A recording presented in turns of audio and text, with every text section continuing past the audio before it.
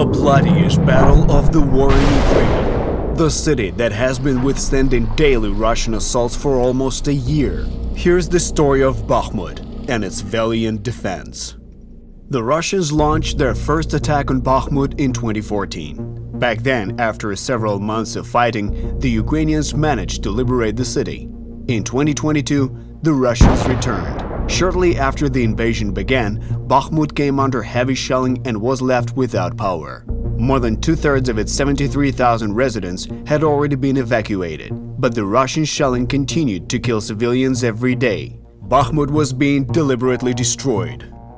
The first 2 months of summer here were marked by artillery duels.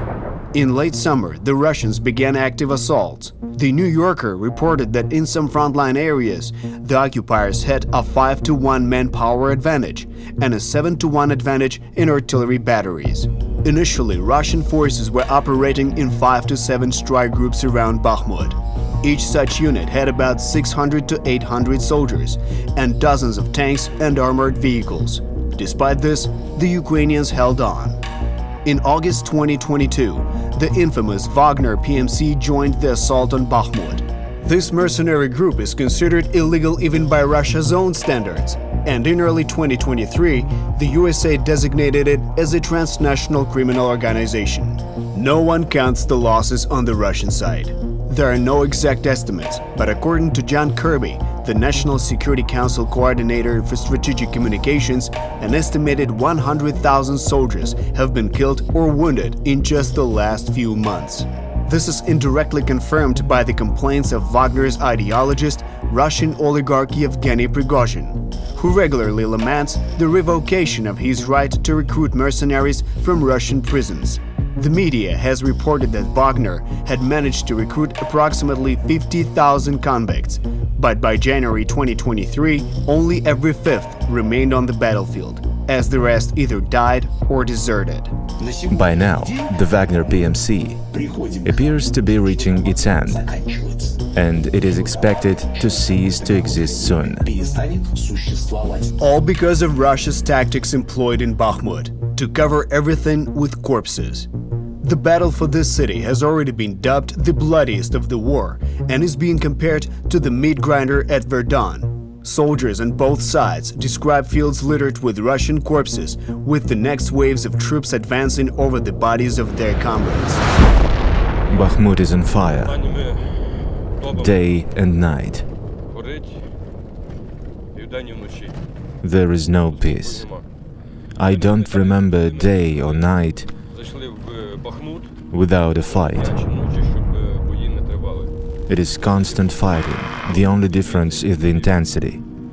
There are days when you don't even have time to use the toilet, let alone have breakfast or lunch, because there are wounded and there is work to be done.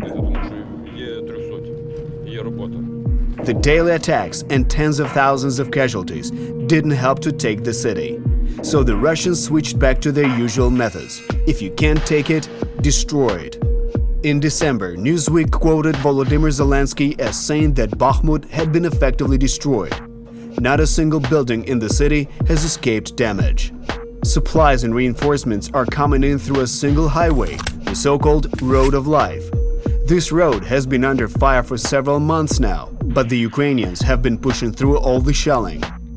Sergey SHESTAK, a spokesperson for the Ukrainian armed forces, recounts, in the Bakhmut area, 25,600 Russian personnel, 65 tanks, 450 armored fighting vehicles, 154 guns, and 56 MRLS are fighting against us.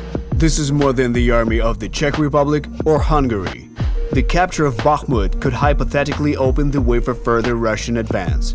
This city is an important transport hub, with roads and a railway running through it. The fall of Bakhmut would mean more difficulties for supplying the Ukrainian army and possible attacks on the Kramatorsk-Slavyansk line. However, the Ukrainians have already prepared new defense lines in these cities. Given how long the Russians have been fighting for the half-sized Bakhmut, their prospects are not promising.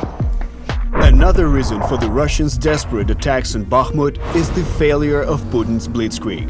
Instead of taking Kyiv in 3 days, his army has been fighting for a year for a small city in the east.